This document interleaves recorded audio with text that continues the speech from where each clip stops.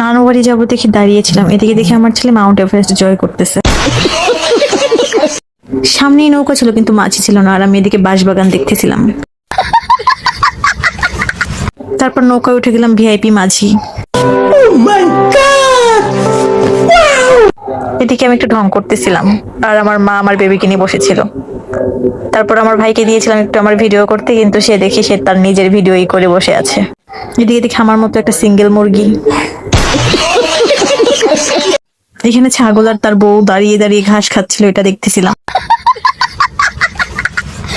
তারপর হাঁটতে হাঁটতে একটা গান মনে পড়লো, এই পথ যদি না শেষ হয় তবে কেমন হতো তুমি বলো তো। তো কাকে বলবো, কেউই তো নাই আমার পাশে। যাই হোক, সুন্দরী ফুল। তারপর চলে গিয়েছিলাম নানু বাড়িতে, আম্মু আম মাখিয়েছিল, সেটাই খাচ্ছিলাম, মজা করে খাচ্ছিলাম আম মাখা। দেন আমার খাওয়া দেখে আমার মামিও চলে আসে, কিন্তু আমি তো তাদের খেতে দিব না, তাই আমি বেশি বেশি করে খেয়ে ফেলতেছিলাম। তো নেক্সট ভিডিও দেখার জন্য লাইক করে দিও।